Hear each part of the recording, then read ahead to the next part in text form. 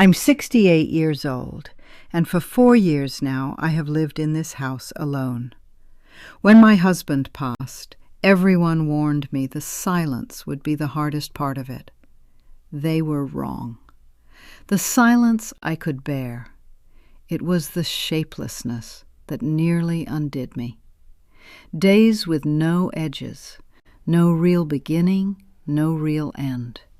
Just gray hours from waking to sleep.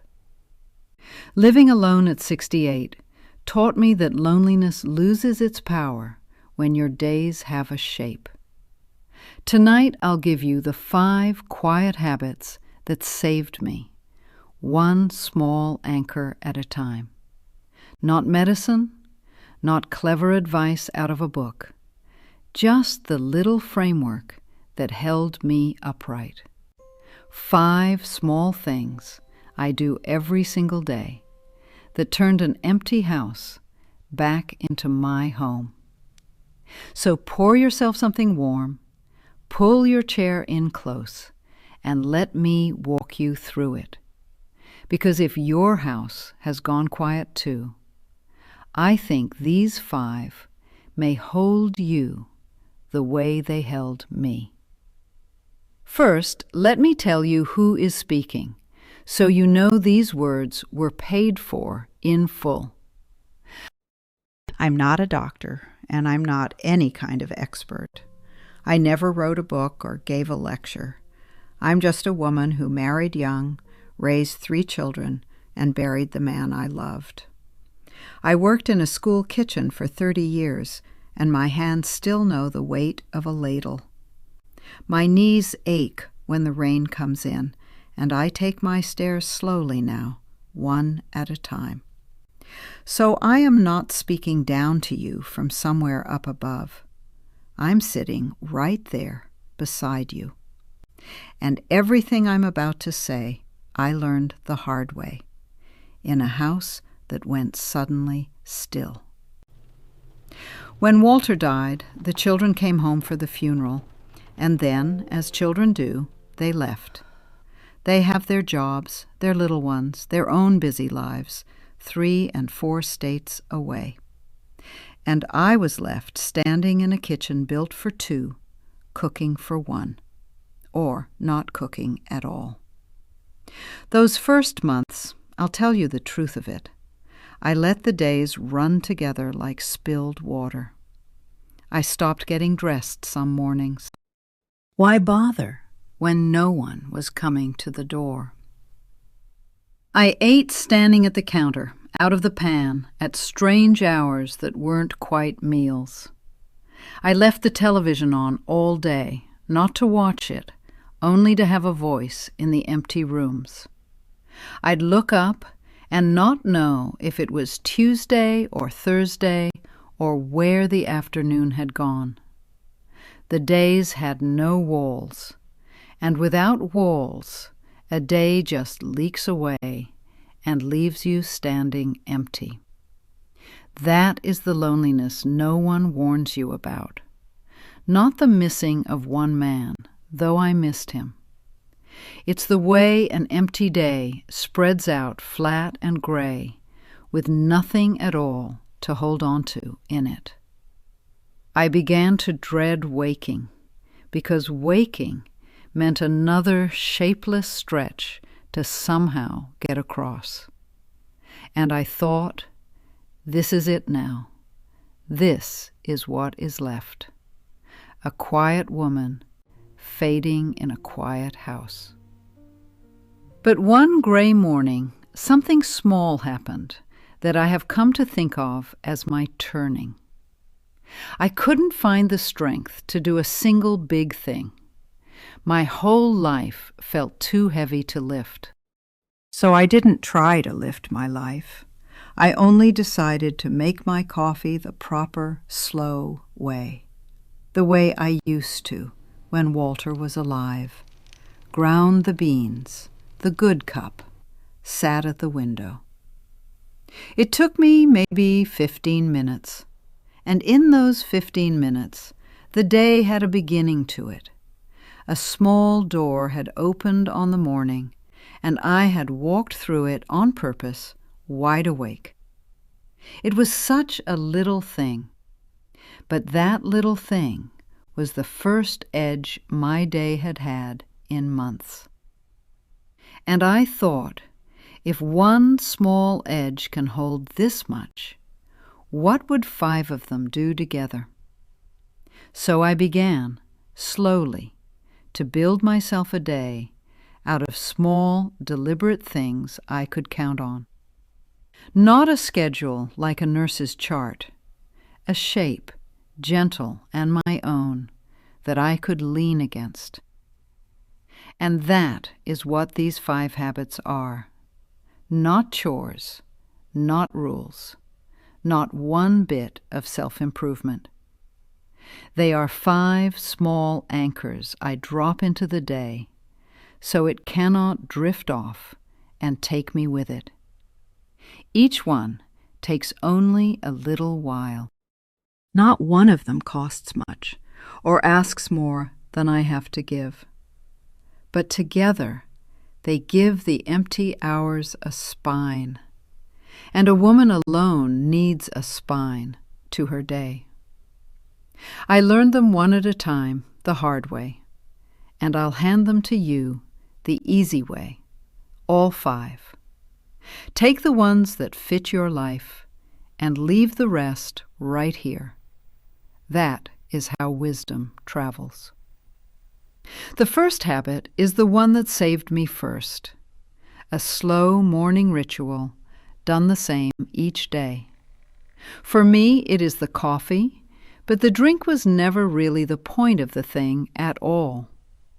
The point is that I do not let the morning happen to me. I meet it, on purpose, with my hands. I grind the beans.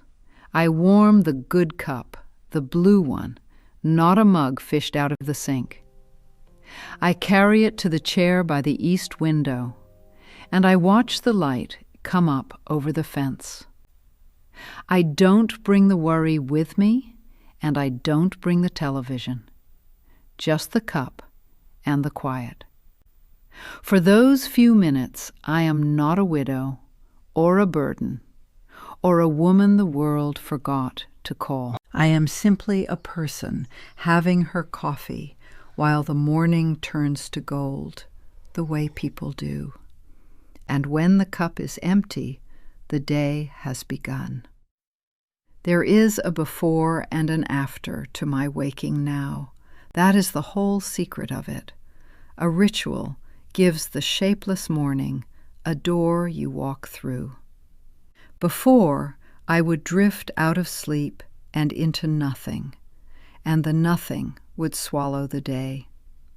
Now the day starts with something small and warm and mine, chosen by me and done with care. It need not be coffee, a pot of tea, a chapter of a book, a hymn, the same walk to the mailbox. It only has to be yours and the same, and done slowly with a little bit of ceremony to it. A morning met on purpose is a whole day told from the very first hour that it matters. And a woman who lives alone must be the one to tell her own day that it matters. No one else will. That is the first anchor. Make your morning a small ceremony, and never once let it go. The second habit came to me from a shoebox I found while I was clearing out a hall closet.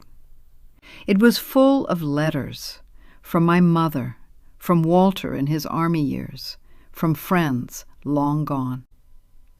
I sat on the floor of that closet and read them for 3 hours, and I wasn't lonely once. Every one of those letters was a person reaching across the miles to say, "I'm thinking of you." And I realized no one writes them anymore, and so no one receives them anymore either. So I decided that every day I would write one letter by hand to somebody in my life. Not an email that vanishes, not a note tapped out with thumbs. Ink and paper and a stamp. Some days I write to my granddaughter and tell her the small things she is too young to ask. Some days I write to an old friend I haven't seen in years to say her name still warms me. And some days, I'll admit it to you, I write to Walter, though I've no address left to send it. Those I keep in a drawer. But writing them, I feel him listening the way he always used to. Here is what the writing does. It takes the love that has nowhere to go and gives it a road. When you live alone, the caring builds up in you with no one in the room to spend it on. A letter is a place to put it. For a while, I am tending someone I love with my own hand. And oh, the joy when one comes back. My granddaughter writes me now in her big looping hand. I keep hers in that same shoebox, and the box that once held only the dead is filling with the living. You don't have to be a writer. You only have to say, I saw a red bird today and thought of you. That is enough. That is everything. That is one human heart telling another it is not forgotten. So write one letter a day by hand and send your love out down the road. That is the second. The third habit is the one I fought the hardest, and the one I would now defend with my life. Every single day, whatever the weather in the sky or the weather in my chest, I take one walk. Now, I don't do it for my health, so don't go thinking this is that kind of advice. It isn't. I do it so the world will still see my face, and so I will still see the world's face back. Because a woman alone can go a whole week without a single person laying eyes on her at all. And when no one sees you, you begin, slowly, to wonder whether you are quite there anymore. So I put on my coat and my good shoes, and I walk the same route down to the corner and back. It is nothing grand. Past the Hendersons' fence, past the little church, to the post box and home. But on that walk, the world hands me back my place in it, one small greeting at a time. The man at the corner shop knows my name, and he always says, "Morning," and asks after my needs. There's a young mother I pass most days, and her baby has started to wave his fat little hand at me. A dog I have never been introduced to considers me a dear friend and tells me so loudly. None of it is much, but it is proof every day that I am still a face this world knows well. I come home from that walk, a member of the living again, and not a ghost rattling in a house. Some days, when it's raining and my knees are singing, I only make it to the end of the drive, and that counts.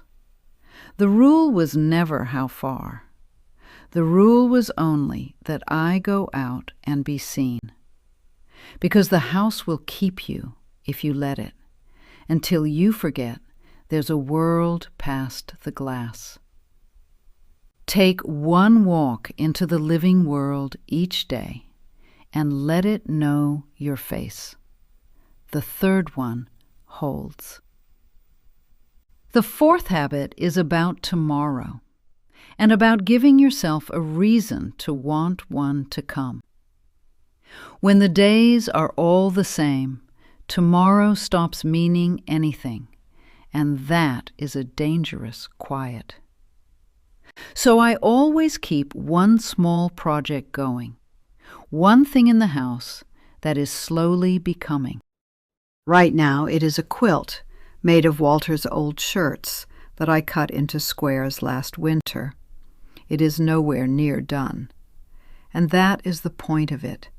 It has tomorrow sewn right into it. When I go to bed, there is a thing in the front room that is waiting for me to come back to it. A few more squares, a seam to press, a color to puzzle over, a reason to rise and keep on.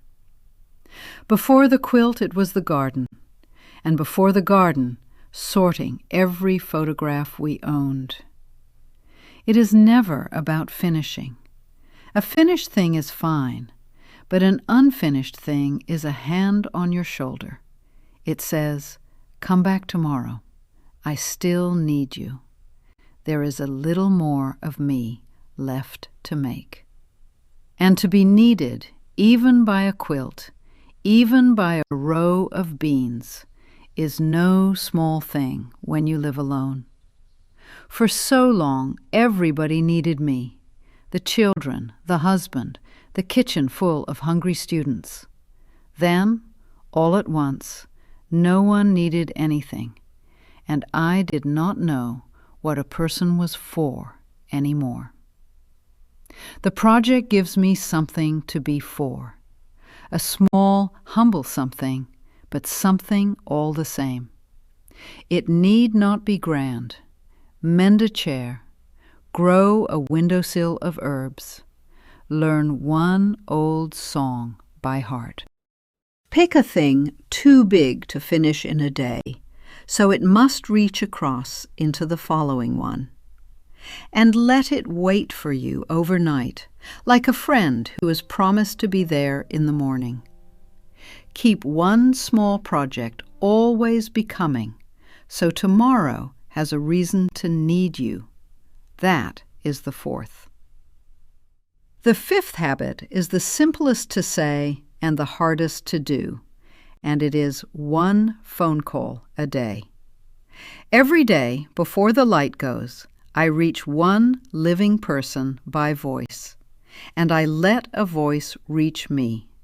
Not a screen, not a message typed with thumbs. A voice coming warm down the line into my ear.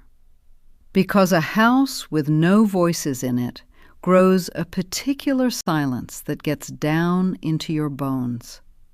You can go days with only your own thoughts for company, and your thoughts are not always kind. So I made myself a little list. My sister, 2 old friends, a cousin, the widow down the street. And each day I ring one of them, even if it's only a few minutes, even to say nothing much. How is your hip? Did the rain reach you? Do you remember the summer the river came up the road? It is not the words, it never is. It is the sound of another human being, glad that you called. The widow down my street and I have a standing call now, every evening at 6:30. We don't always have news. Some nights we just breathe together on the line and watch our shows. But at 6:30, 2 lonely houses on the same street stop being quite so lonely at all. And on the days I don't want to, and there are many, those are the days I most need to. The lonelier I feel, the smaller my world shrinks, until lifting the phone feels like lifting a house. So I lift it. I dial before the feeling can talk me out of it. And every time the room warms. Pride will tell you not to call, that you'll be a bother, that they're busy with their own lives. Pride is a liar, and pride will leave you alone in a dark kitchen. Call anyway. Let them be glad. And the fifth, perhaps the dearest of all, reach one voice each day and let one voice reach you. There they are then, the 5 that saved me, and hold my days together to this very hour. A slow morning, a letter by hand, one walk, one small project, one phone call before the dark. Not one of them is clever. Not one of them cost me a dime I didn't have. But together they are a life. Now, I know how this sounds when you lay it out in a tidy list, 1, 2, 3, 4, 5. Like it is easy. Like a sad woman just decides to feel better, hangs up the bunting, and does. It was not easy.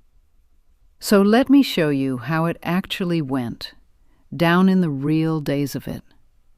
Let me tell you about the first morning I made myself do all 5, and how close I came to none. It was a Sunday, the hardest day, the day the world seems to visit everyone but you. I woke already sinking, the covers like sandbags, the whole flat gray day laid out ahead of me. Every part of me said, stay here, pull the blanket up. Let this one day just go under, why not? And the old me would have. The old me lost 100 Sundays exactly that way, down in the bed. But I had made myself a promise, so I put one foot on the cold floor and then the other. I didn't think about the whole day. I only thought about the coffee. Just the coffee, that's all. Ground the beans, warmed the blue cup, sat at the window. And the first anchor caught and held. That's the trick I learned, and I give it to you plain. Never look at the whole day at once.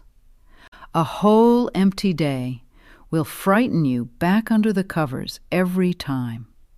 So don't look at it. Look only at the very next small thing, just the coffee.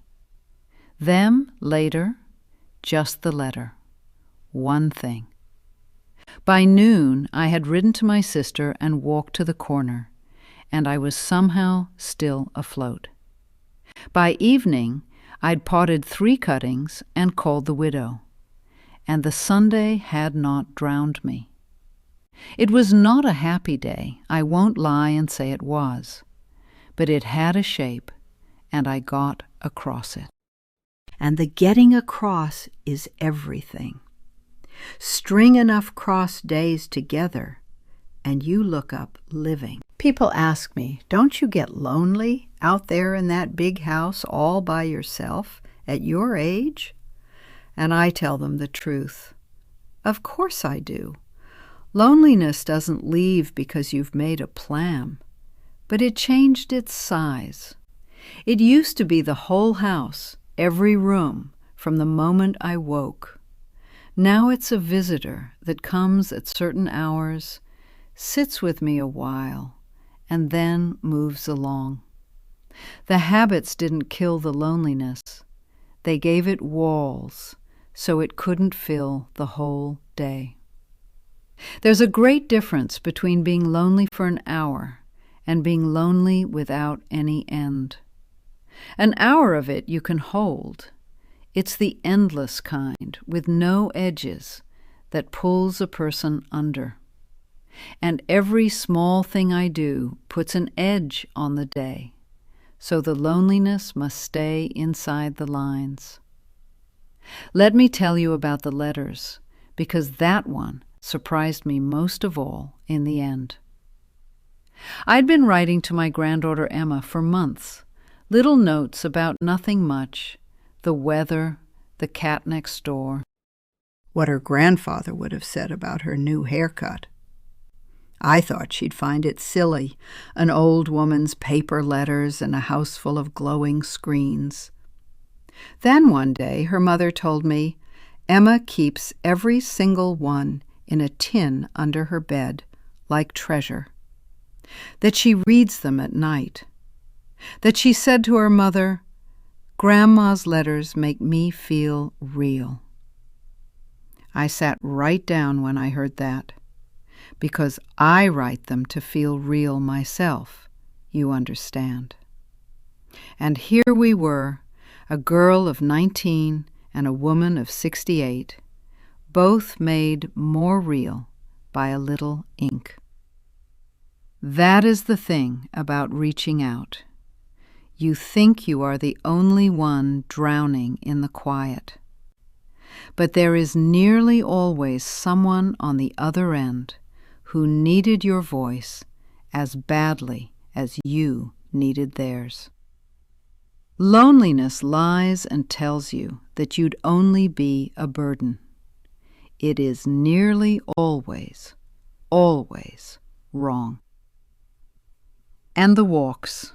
Let me tell you what the walks gave me that I never once expected them to. There's a man, Frank, I'd pass at the bus stop each morning, and we took to nodding, then talking. His wife had gone the year before mine, and he was as lost in it as I had been in my own. We are not courting before you smile. We are two old people who found a bench and a friend. Now we sit some mornings and put the world to rights, and neither of us walks home a stranger. I would never have met him from my armchair. It truly The is. world doesn't come knocking weather when for a you walk hide. later. You have to go out and stand in it and let it find you, one ordinary morning at a time. Now, I promised you I would speak to the younger ones listening, and I keep my promises. If you are 40 or 50 and your house is still full and loud, this may sound far away, but lean in, because I am about to tell you what I would give anything to have told myself then. When I was 40, I thought a life was the big things, the wedding, the house, the raise. I thought the ordinary days between them were just filler, time to get through to the good parts. So I got through them. I rushed the mornings. I never wrote the letter. I skipped the walk. I told myself I'd sit and really live once the busy years were over and the children were grown. And then the busy years were over, and the children were grown, and the house went still. And I found I had never learned to make an ordinary day feel like living. I had only rushed them. So I had to learn it at 68, weeping over a coffee cup, what I might have known at 40, that the small anchors are not the filler between the big days. The small anchors are the life. That is what I'd tell my younger self, and what I tell you, whatever age you are tonight. Learn now how to give a plain day a shape you love, while the house is still full and forgiving. Because the quiet is coming for all of us in the end. It came for me. It will come for you. And blessed is the woman who has already learned by then how to fill her own day with care. Now let me tell you why these 5 small things work, because I have had years to wonder at it. It is not magic, and it is not medicine, and I am no expert on the human heart, but my own. But I think it is this. A person is not built to float loose in a day with nothing to hold. We were made for mornings that mean something, for work that waits, for faces that expect us. All our lives we had them, the job to rise for, the child to feed, the supper on the stove. The day had a shape, whether we chose it or not, and the shape carried us along without our asking. Then one day the job is gone, and the child is grown, and the supper is for one or for none. And nobody hands you a shape any more. For the first time in your life, you must build your own. That is what living alone truly asks of you. Not to be brave, not to be cheerful, just to build it. To do on purpose, with your own two hands, what the world used to do for you without a thought. The morning ritual is the job you give yourself. The letter and the call are the faces that expect you. The walk is the errand out into the world. The project is the child that still needs your tending. I only took the pieces of a full life that the years had emptied out, and I put them back by hand. That is all these habits are, a life rebuilt, small and deliberate, by a woman the world stopped calling. And it holds. Lord, it holds far better than I ever dreamed it could, that gray morning with the coffee. Let me tell you about one evening this past spring, for it is the truest thing I can give you. It was raining, the long, steady kind, and the house was quiet, and I was entirely alone in it. 4 years ago, an evening like that would have found me hollow, aching, near to weeping at the sink. But this evening, I'd had my morning, and my walk between the showers, and Emma's letter had come. My quilt was spread across my knees, one more row of Walter's shirts growing warm beneath my hands. And at 6:30, the telephone rang, right on time, and it was the widow from down the street. We talked about nothing, the rain, her grandson, a show we both watch on the Tuesday nights.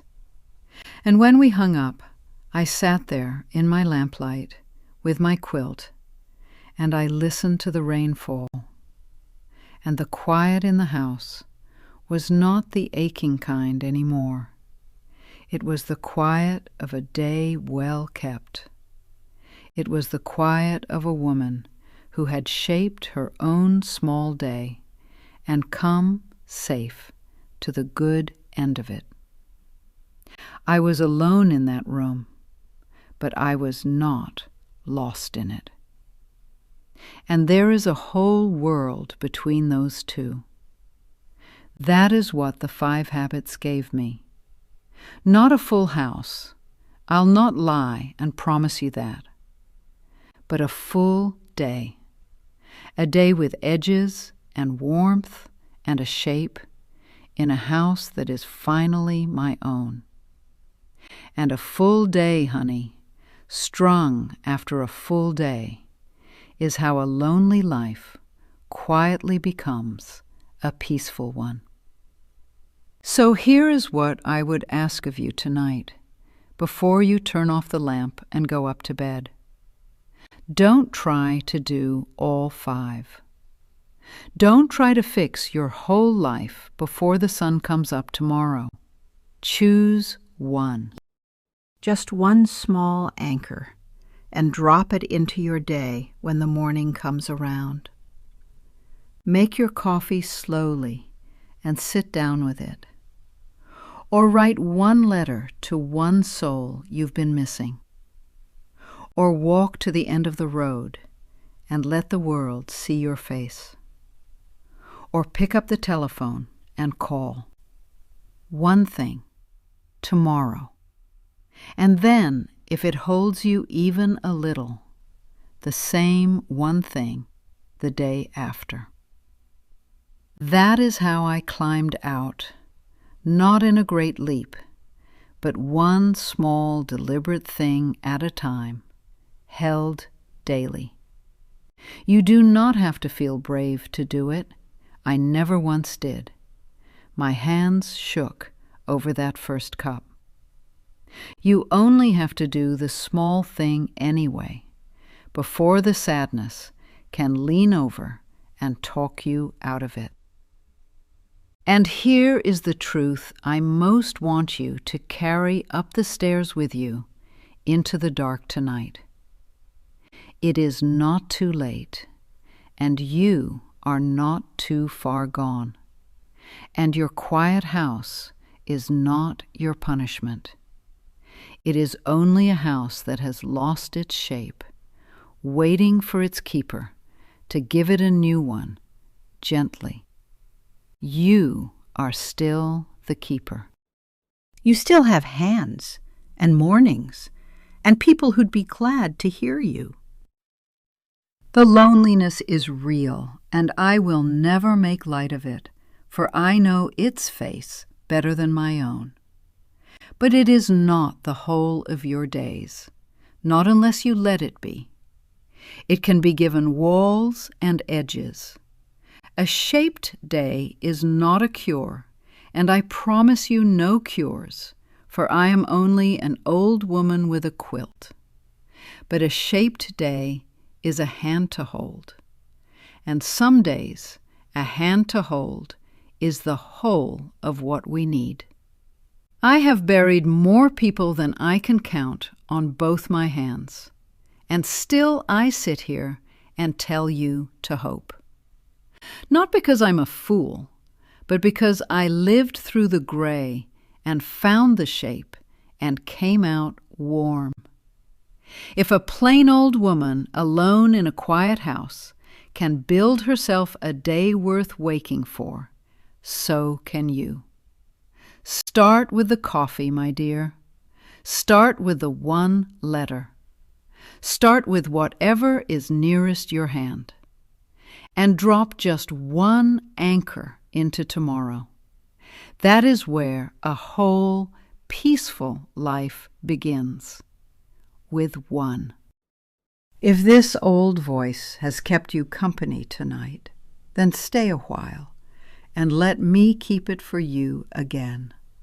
Subscribe and come back and sit with me whenever your own house gets too quiet and the night runs long.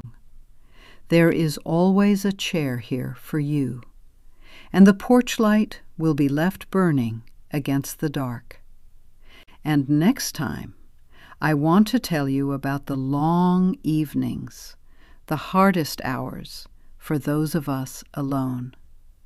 The small ways I have learned to fill the stretch between supper and sleep, so it feels like company.